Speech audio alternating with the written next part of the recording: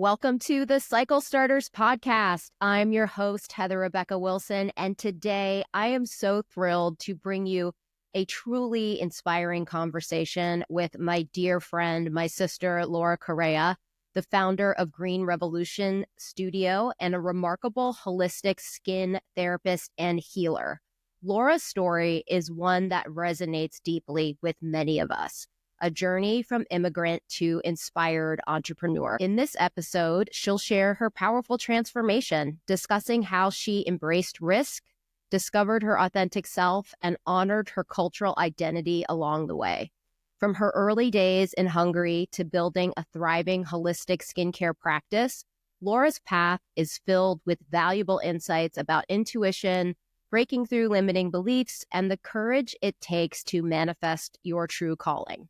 She'll also explore how her experiences have shaped her mission to inspire and uplift others, particularly women navigating patriarchal systems.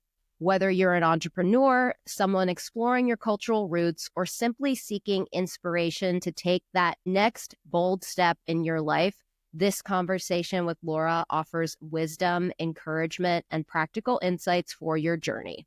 So let's dive into this enriching discussion with Laura Correa. Hello, my dear. Hi, I'm so happy to be here. I'm so happy to be here with you. How are you doing? I'm doing great. I have Theo's headphones on. Couldn't get anything else to work, so here we go. Second grader headphones, but they work fine. I love it. Cool. What does your shirt say? It's just a phase. I love that. I need to get that.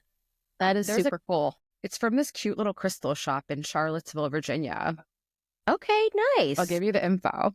I love it. Yeah, no, definitely. I love it too. Love it. It's super cute. All right. Well, so I'm really happy to be here with you today. Thank you for saying yes to being on the podcast. And also thank you for the amazing workshop that you led inside of the Ancestral Healing Collective. And for those of you who don't know, that's my monthly membership for female-bodied cycle breakers who want to transmute, alchemize deep ancestral wounds into creative potential, shifts to higher consciousness, spiritual gifts, and embodied joy with pleasure and astrology as transformative medicine. So we'll talk more about your workshop in a bit. And of course, we will talk some astrology in a bit too. But I wanted to start this conversation with you sharing whatever you feel comfortable sharing about your ancestors. So where are your ancestors from? So, I was born in a small city in Hungary called Szeged, and I lived there till I was 9 years old. I did an ancestry website, and it does show mainly, obviously, Eastern European, West Asian, so it's Turkey, and a lot of people in Hungary have that also, and kind of mixed in. And then there was some Sephardic Jewish, which was really surprising. I had no idea about that. That was new information for me. But yeah, mainly I'm a Central Eastern European, and all of my family pretty much that I know, my great-grandma, they've all lived in that region. I'm the first one to actually immigrate. Well, so when did this concept of ancestral healing or intergenerational healing, when did that enter your consciousness? When did you realize that this is a thing? I mid-20s when I started getting into more spirituality and doing some inner work. It started kind of cracking it open. And I think that's when my conversation started kind of happening amongst people. Before that, I didn't really hear anything about it. So as I started, I guess, becoming a little bit more self-actualized and just kind of reflecting on myself and learning more about myself, diving a little bit deeper, I started thinking about the patterns and what are some things that I'm carrying with me? What are some things that really impacted me that can subconsciously might be influencing my life? As I started cracking myself open, peeling the layers back, things started opening up.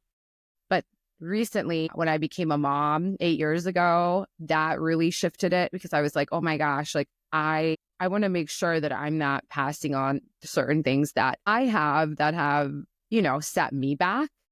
So I want to be obviously the best parent that I can be to my son and make sure that he doesn't have the bumps in the road that I had. So I started really diving deep and kind of looking at myself and my family and the things that have been kind of passed on. And there has been a lot of things, a lot of revelations, especially with this journey of immigrating here to the US. My life completely changed. My identity changed from when you're from a small town and like Europe and then you come here, you become a different person. A lot has shifted in that change. And I think a lot of people can understand when they move from another country how dramatic that is for you and also your family, and how difficult it is to start brand new in a new country with new culture, right? And new rules and new everything. You know, you have to kind of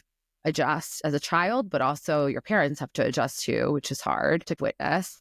I think that those are the two main things that have really opened up that conversation for me. And I think it's super important to, in order for us to evolve and become better versions of ourselves, keep growing and learning about ourselves and blossoming up and do better. It's nice to dive into generational things.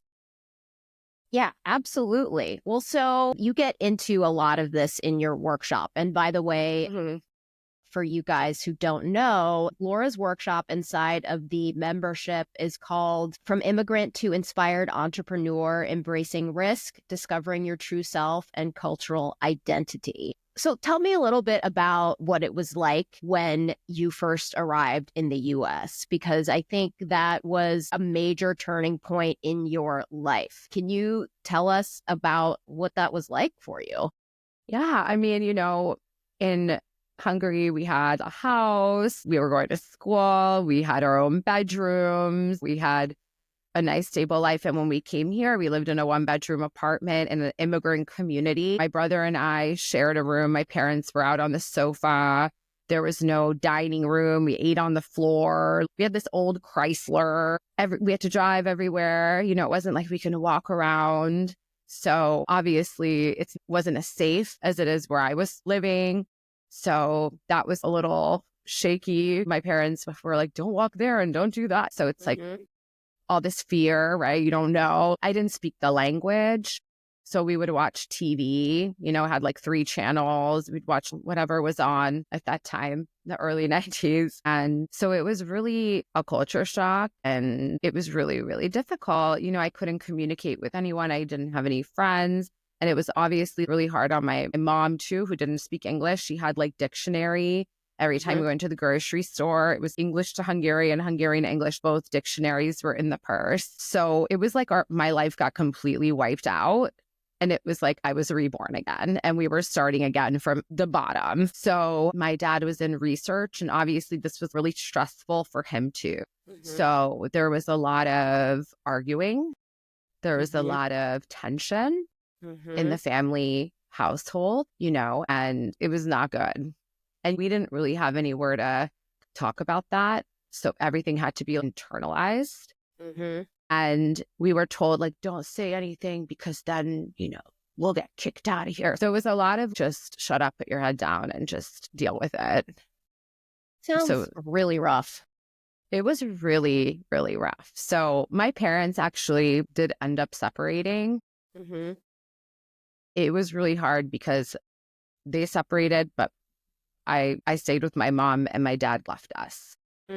So left us as in like I haven't seen him since then. It was just a really hard time in my life. So we were basically just kind of left. And my mom didn't even know how to fill out a checkbook. So I had to, at that point, step up and get a job when I was 14 at Old Navy and start working. And I was a provider of my younger brother with her at a really young age. And all of these tough moments, Heather, made me like, this is never going to happen to me. I'm never going to let this happen to me.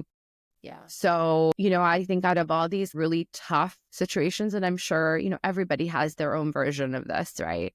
Because we all have our own journeys, but, you know, we have a decision to make, like, are we going to make some lemonade, or are we going to be a victim of our experience, right? Or we're going to step up and try to rise above it. And I was like, you know what? I'm going to just try my best to rise above it and I'm not going to let this horrible experience get me down. So, I mean, obviously it took a while, but this is kind of what led me, I think, into makeup with you when we met in Los Angeles, because Yeah. this kind of career where I'm helping people, or it's an exchange of good vibes, right? We sit down and it's this positive interaction, and they're getting something out of it. And I'm getting something out of it too, because you're uplifting them by doing their makeup and, later on doing skin, right? It's like you're helping them feel better, you're caring for them. And I think all the hard stuff that I went through, it's like somehow like subconsciously, like it heals me. I'm getting healed through the work that I do with other people. So, starting my business as a holistic esthetician, I feel like this is like right on brand, right on path for me, because it's an exchange. I love what I do, and I care so much about the people that I work on, and they are so appreciative and so kind with me that it's what I'm meant to be doing, and it's my work, right? But it took a while to kind of get there. But you just can't give up. You have to keep on following what you're passionate about and what makes you feel happy, instead of what people are telling you to do, right? I love it. You're such a amazing role model. I mean, I'm so sorry that you went through that. It really breaks my heart that was your experience when you arrived here. So how old were you again when you came to the US from Hungary? So I was 8.5 years old. It was February 1991. And I had a younger brother who was 4.5. Yeah, it was, also the experience of like, you have everything, and then you come, and then you're the other, right? You don't speak English. You're like a little immigrant girl, right? And you're like, oh my gosh. And then, you want to belong. You want to assimilate as much as you can. Yep. With your little brain, because you're like, I don't want to stand out. Weren't you saying that you were taller than everybody too? I was taller. I was always slumping down. My confidence was rocked by that experience. Yeah. And up until, my adulthood, now I'm 40, almost 43, I'm 42 years old. I'm still working on the confidence of speaking in public. And I feel like I always had like this throat chakra block, because it was really hard to communicate and get comfortable. And it still is. It's really funny for me sometimes. That's why it's like I have to be totally clear and grounded, and then everything flows. But that's something that I'm actually still working through. I say a lot. Like, whenever I record myself, I think this is how I learned English, because at that time it was like and that's how I learned it. And it's funny because I need to almost deprogram myself, because the slang way I learned the English is what's tapped into me. So I have to almost stop myself to say, no, you know what I mean? Like, I'll be like, you know what I mean? When I hear myself back. I do that too, honestly. Well, but you speak Hungarian and English, right? You've retained your Hungarian. So how often do you speak Hungarian? I know you were teaching Theo some Hungarian. So my mom lives here. So whenever we're together, we speak Hungarian, and I teach my son whenever my mom is around, and he does understand it and he does speak it. And I want to pass that on to him, because I think it's good for you to speak different languages, because it gives you a bigger perspective of the world. In every language we express ourselves differently, and I think there's research that says you have a different identity with every language, and it's so true. I find myself when I'm speaking Hungarian with my peers and my family, it's almost like you take on a different persona. And then when you're speaking English, it's a different person. So you could express yourself in more ways the more languages you speak. Absolutely. I don't speak any other languages. I tried to learn Spanish in college and I failed miserably. So it's amazing that you speak 2 languages. So I want to dive a little deeper into your ancestral healing journey. So you said that this came into your awareness maybe starting in your mid-20s, and over the years, it's grown in importance to you.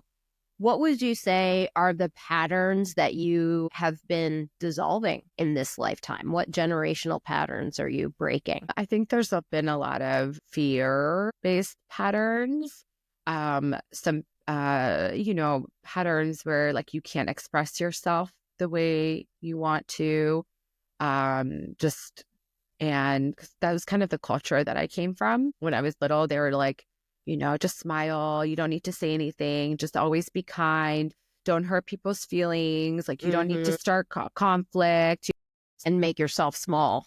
Make yourself small because it's not worth it, and it's rude for you to say what you mean, very patriarchal kind of society, right? And it's still like that, by the way. Everywhere in Eastern and Central Europe, it's very much like that still. And so just to undo that, I've been doing it since I was 9 years old, because creating boundaries for myself, as much as I love caring for others, it's like we still have to create boundaries, because then you'll start breaking down by giving all of your energy to other people. How are you going to stay stable, right? So I've been just learning how to lay those boundaries down, even with my work, my clients. You know what? I don't come in on a Monday. Yeah. I'm not coming, you know what I mean? No matter what, even if I'm like, oh my gosh, I really had a really horrible year, I should probably go in more often. But it's to preserve our energies and not burn ourselves out, and check in with ourselves, like, hey, what's good for me, instead of like appeasing other people, right? Yeah.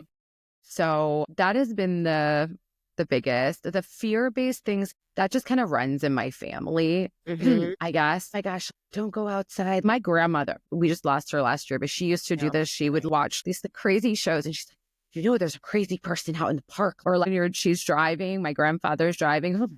Oh my God, we're gonna get a car. And my mom does the same thing, so do I.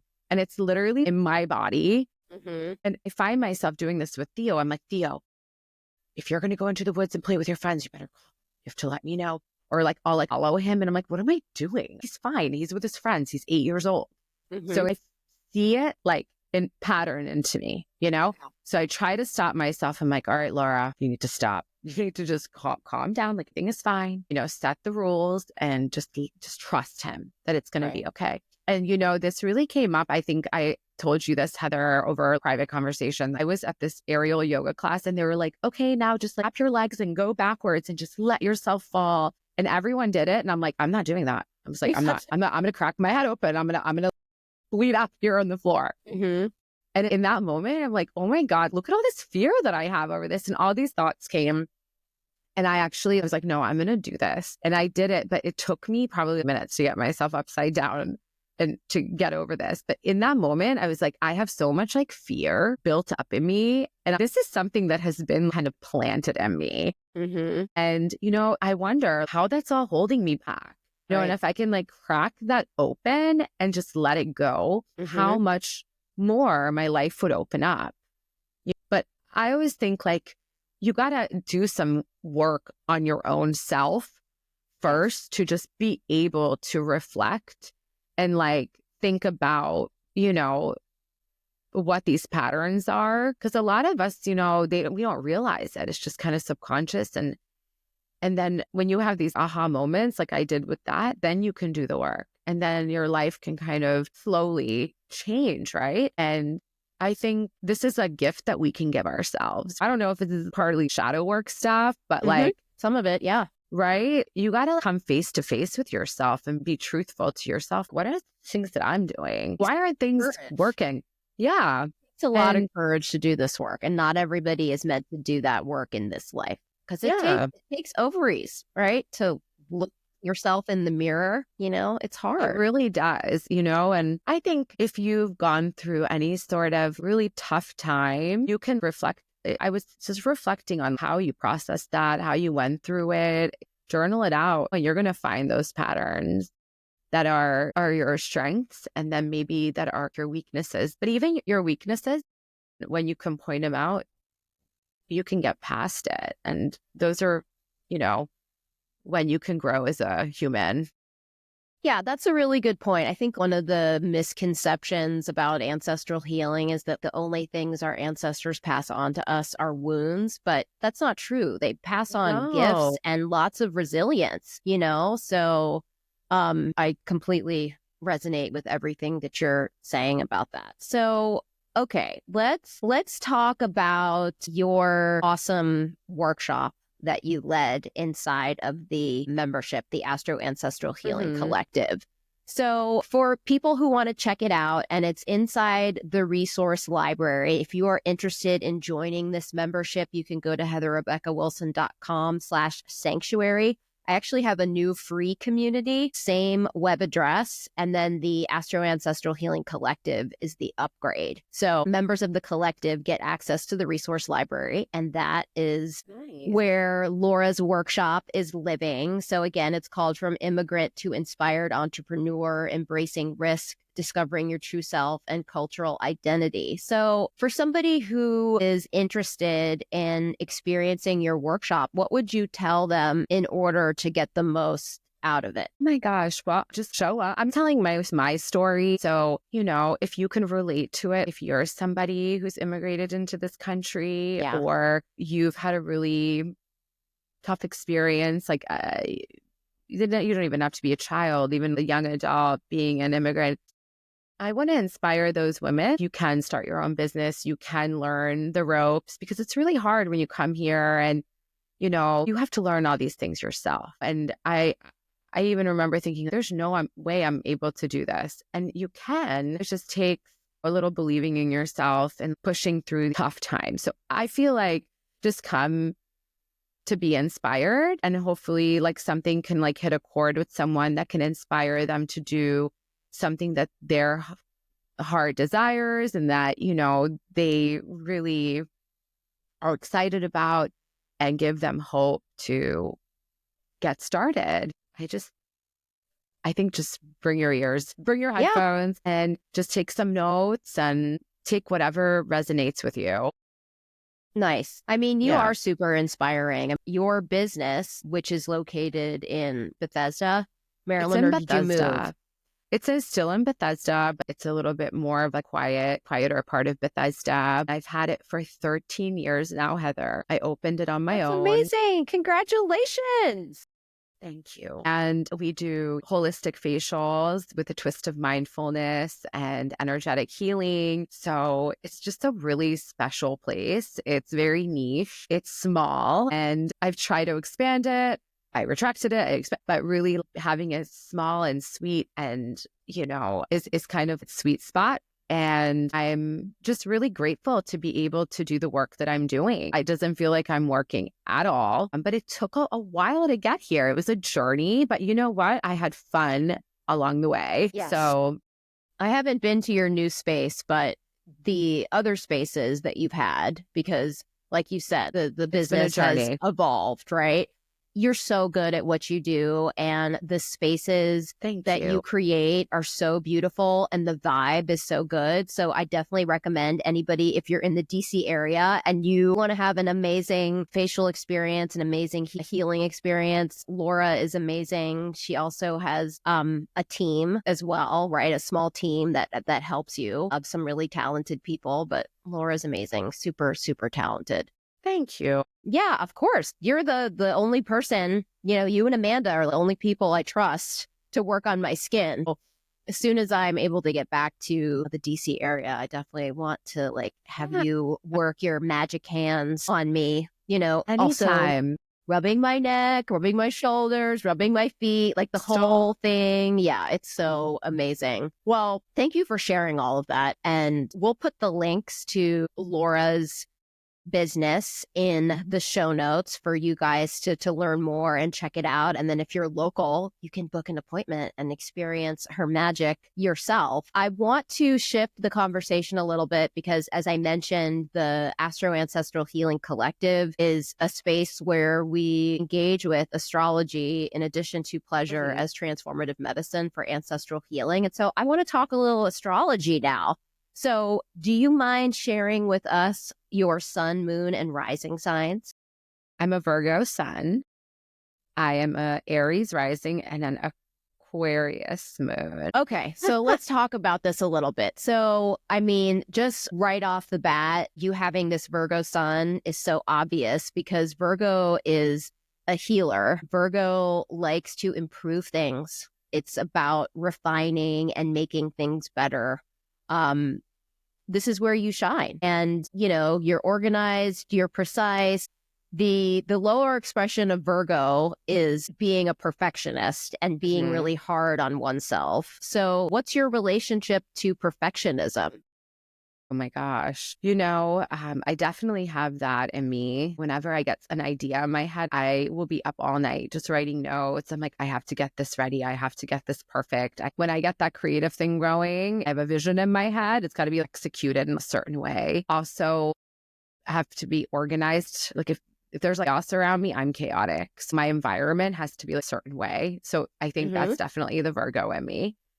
But the negative side is kind of control freaky, Yeah, if for I sure. don't have control of something, I get really scared. So I need to know what to expect. I don't do well with let's just go and just do whatever. I need a plan. What is our plan? And I kind of wish I could loosen that up a little bit, in certain things. But I feel like if I can just let that little control part go, I would have more fun. I think it's holding me back a little bit.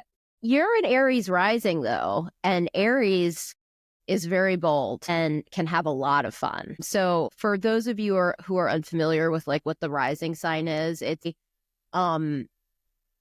depends on the exact time that you're born, because the rising sign switches every 1.5 hours to 2 hours. And it's your perception of reality. So when people first meet you, they pick up on your rising sign qualities. So sometimes we don't notice it. We're not aware of it. We're more aware of where we shine, right? But this is the vehicle for your divine mission, for your purpose in life. And so it's a totally different energy from Virgo. So Virgo's mutable earth, and mutable means adaptable and flexible. And earth as an element represents, what we use to build the structures that give us stability and security in our lives. So Virgo's very practical. And Aries is cardinal fire. It's like initiating fire, and fire is passion and creativity and intuition. And it's a lot of energy. And when something is cardinal, right, it's the initiating energy. So think of a volcano exploding. Having said that, Aries is super bold. They like to start things. They don't necessarily like to finish things, but they love to start things. They're very brave. They're very courageous. And they can be a lot of fun. So definitely your mission here on Earth is to lead and start things. And I feel like you've definitely done that by starting your own business. And you've ventured, where nobody in your family had gone before by moving here, crossing the oceans to start a new life, right? And learn a new language. Would you say that this affects your temper at all? Because Aries can really get pissed off. I don't know if it's pissed off easily, but when Aries gets annoyed, they can lose their head. How do you manage that? Self-care, taking care of myself. I have a very high tolerance for working with people and understanding, but there's a very fine line. And when I surpass that limit, then I'm like, I'm done. You are iced out. I'm done. And I'm moving on. I don't think about it. When I feel like I've been, I guess, betrayed or taken advantage of, or someone has taken advantage of my kindness or my love or my energy, that's a hard, you are done. There's no, I'm sorry, I apologize. I cannot go back. So I think I do get really upset, and I'm really sensitive to that. And I harbor it for weeks. Sometimes I'll harbor it, I'll mourn it, and then I'll be done with it. But it will really hurt me, And I get upset when people cross that line with me. I would just switch and be like, you know what, get out. Or we're done. We done, And then it's kind of a shock to people, because that's not my nature. And that's not how I present. And that's not how I am. So that flip can be surprising to people, but it has to be pretty big deal for me to get to the point. And it's just to kind of protect myself, I think. It's a self-protection mechanism. And, sometimes after those things happen, I'm like, man, I need to stop doing that. But I need to stop spreading myself too thin with people, or be a little bit more cautious with people and a little less, giving of yourself. Friendly, yes, too soon, So we have this in common. We both have Aries. So I'm an Aries sun and you're an Aries rising. I mean, Yeah. Aries is very decisive, you know, I am that's what very I like, decisive. right? Like I can't Yes. stand, you know, People are like, should I? wishy-washy. I shouldn't. Maybe I should. I'm like, okay, give me the facts. Does this make sense? Are we doing this or are we not doing this? I'm making a decision. I hate when things get dragged out. It's like, listen, what do you want to do? Yeah. I'll give you 24 hours. Think about it. Because I feel like I have a pretty dead on intuition. I think so do Yeah. you. Yeah. So I feel like you know already. You're like, okay, I got to do this, or no, I'm not going to do this, right? It's good to think a little bit, but you know right away as soon as anything presents itself to you what it is. And I feel like I'm pretty good at navigating that. And I like to take risks because I feel like if we don't take risks, nothing will ever change and nothing will ever come about, right? So we do have to take some risks, you know, and I enjoy doing that. I've opened up like another location, and I think I had it open for like months. And I was like, this isn't working. Got to close. If I didn't take that risk, how are you going to know?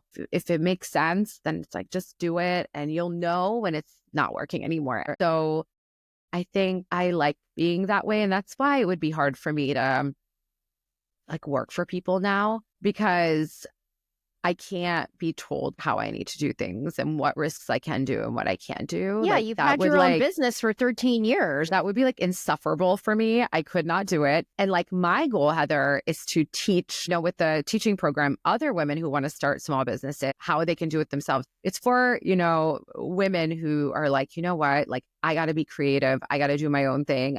That's why I created the you know, small business entrepreneur training program. This past year with you, you're amazing to help me with my pitch deck. My pleasure. You know, you're amazing at that. That is where I'm evolving to, because I wanted to teach other women, estheticians, or anyone in like the wellness business. I want to start something small and get out of the hamster wheel of working for other people, especially immigrant women who don't think they can do it, how they can start with like minimal resources, because it's completely possible. And it's just that, you know, you got to be ready for it. You know, it's got to be calling you. That's it. And it's possible. I am so excited for you to be in this new chapter of, you know, how your work is evolving. You're so good at what you do, but I also think that you are a really good teacher.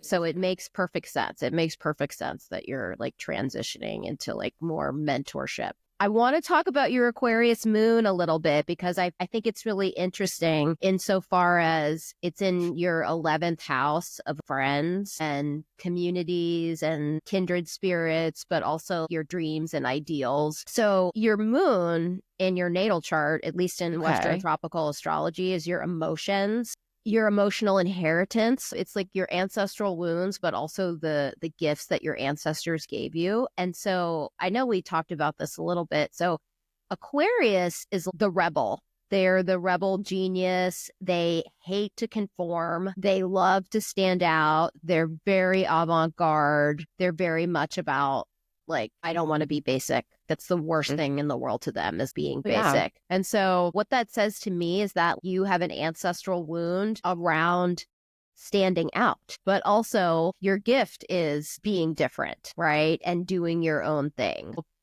Aquarius is fixed air. So air is our thoughts, our consciousness, our beliefs, our communication. And being fixed, it means it's very steady. It's very reliable, but also fixed people can be overly fixed, right? They can be stubborn and stuck, you know? So I'm curious, when you're processing your emotions or taking care of your emotional life, would you say that your default is processing it mentally? How do you take care of your emotional life with this Aquarius moon? Yeah, I think, you know, being alone.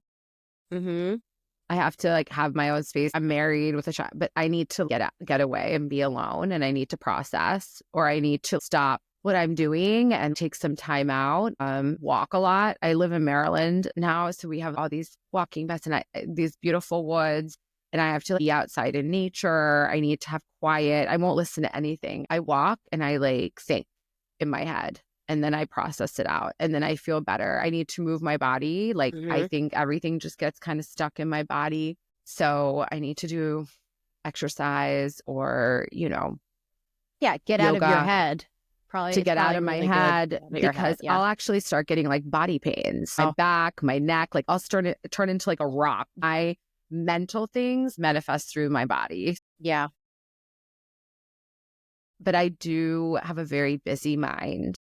Mm-hmm. You know, it's funny because when I'm doing my services or when I'm doing my facial, everything stops. I actually can turn it off.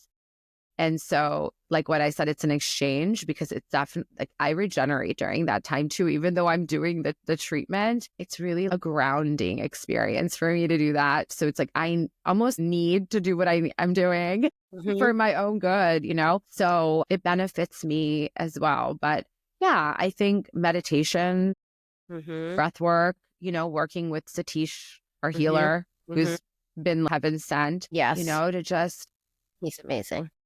talk things through. You know, I'm one of those people that like I like to talk it out. You know, I think for me, when I hold things in, it manifests in like really bad things like illness and exhaustion. So I need to be able to express what's going on to someone that I trust. I think I told you when I went through losing my grandma and I basically hospiced her. That was the Yeah. first time that I saw life leave someone, you know? Yeah. That was crazy experience for me. And it was traumatic too. Sure. But I Yeah. remember just talking a lot to my husband, to Satish, like just saying it over and over again, the story. Oh my gosh, it helped me process it, you know, journaling it, writing it out, you know, but it was just like one of those things that if I was to hold that in, it would really impact me negatively. Yeah. You had a crazy 2024. You really, really did. And Yeah. I'm really excited, like I said before, for this new chapter that you're entering. Thank you. You know, Happy for you and proud of you.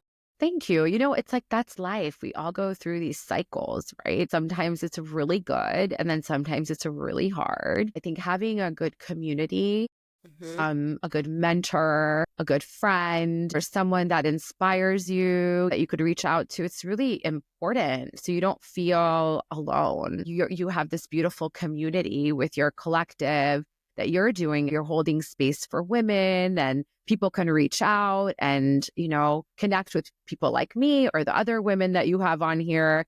It's just such a good resource, right? Because this is the only way that we can grow and move through all these difficult things that we all eventually go through. You know, it's good to have like-minded people and, you know, community to have our back.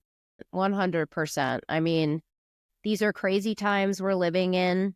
Humanity is shifting. The planet is shifting. Things are really changing very, very fast. And my sense is, based on the astrology, that the world that we've entered this year is going to look very different by the end of the year and definitely by 2030. So yeah, I think being surrounded by people you trust, people who are on the same wavelength as you is so necessary, you know, for our emotional health, for our mental health. And then just being on an ancestral healing journey, there's so many ups and downs because like you were saying earlier, it's very confronting, right? To look at your generational patterns and to examine how they're showing up and manifesting in your own life.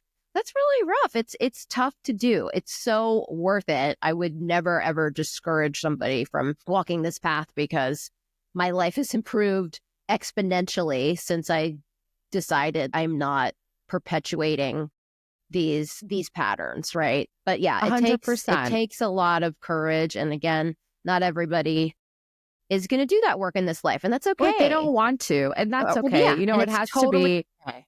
I will say, like, again, you know, a community, like during these times, right? We have to have a community so we can be inspired to start something where we're giving back to ourselves and others, right? And kind of discovering what our gift is, whatever that may be. Talking about generational stuff, cracking these things open with other women who, you know, you can have these conversations with. It really helps. So Absolutely. I think that's the first step, is a nice community. And then when you are doing the work on yourself, it'll manifest into other bigger things. Yeah. Well, so you just closed down a location and you started this like mentoring and consulting branch of your business. So can you tell us more about that? Like, what are you excited about right now that you're working on? Last year, besides my grandma passing, I had a horrible injury on my finger. I almost severed a tendon and I had to have hand surgery. So I was out of my business for almost 6 months on and off. I almost lost everything. I almost had to close because a glass tool broke in my hand during a facial. So during this time, I was like, you know what? What brings me joy from this, besides doing the facial? If I cannot do facials anymore, I can't see my clients, what would bring me joy? And Heather, it's really helping other women build something special for themselves, a small business, get them started. Because I started from nothing. And I have all these, I went through it. I did it, on minimal funds, and anyone can do it. And I don't want to gatekeep. I want to help other women, not just around in my community, but everywhere, just who wants to get the information. I'm happy to do that. I'm working with this amazing shop in Birmingham, Alabama called Verdeluso to develop their spa. So I help them, set up their spa room. What do they need? What do they need to spend money on? What do they not do? So I'm doing this consulting part. And then I also do aesthetic trainings. So for estheticians that want to elevate their practice, I do facial massage course and business development course, how they can have really good retention, how they can build a really heart-centered special business and really make their own energy to kind of shine through and set them apart from everybody else. So that's my passion. And I feel like this injury was really hard for me last year, but it kind of put me on the other side of everything where, I'm like, hey, how else can I show up where I get to do what makes me happy and brings me joy, but show up in a different way, in a different form. So it kind of helps me evolve a little bit too. So that's what I mean when all these tough things happen. That's a chance to grow and evolve instead of crumble into it. And that's the message I want to kind of push through with my class and, the podcast to anyone who's an entrepreneur or wants to start something of their own. I love it. So I will put all of those links to all of these new things you're doing in the show notes so people can check it out. So this is a Cycle Starters podcast, as you know, and I end each conversation asking my guest the same question. So I'm going to ask this question to you. What are the cycles that you are starting in your lineages now? What are the new cycles you're starting? Oh my gosh. Mindfulness. Mm-hmm. I think just self-love and appreciation, kindness to others and to yourself. And, just giving the energy you give to others, the same, reflect it back to yourself. And just to be gentle with your own spirit and give yourself forgiveness and grace when you're going through these hard times. And also community, not going through it alone, finding a nice community that will kind of carry you through, not having to do everything all by yourself all the time. Yeah. I think that's it. If I would have to pass something to Theo, I feel like those would be the top ones. I love it. Oh my goodness. This has been so fun. I love you so much. I love speaking with you. It's always just fun and inspirational, and your workshop inside the collective is so amazing. I think you have such a inspiring story that I think a lot of people can relate to. Thank you for leading that workshop, putting that all together, and thank you for being on the podcast today. This was just a wonderful experience, and I hope that we can do it again sometime I would love soon. to. I would love to. You have such a wonderful community. It's an honor to be a part of it. Oh, thanks. Yeah. Sid. All right. Well, so thanks, everybody. We will see you next time on the Cycle Starters podcast. Take care, everyone. Bye. Thank you. Bye. You're welcome. Bye.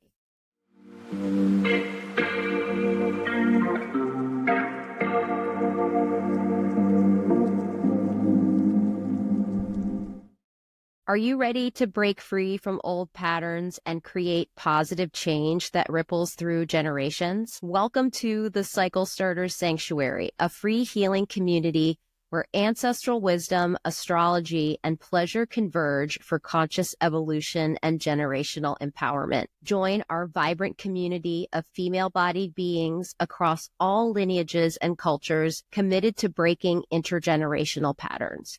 You'll get access to monthly live Q&A sessions with guest experts, exclusive content, early announcements about upcoming events, and our free Navigating the Cosmos guide. Ready for a deeper journey? You can upgrade to our Ancestral Healing Collective for an enhanced experience with guided new moon pleasure practices, expert workshops, and a supportive private community. Visit heatherrebeccawilson.com/sanctuary to join our sacred space and start your healing journey today.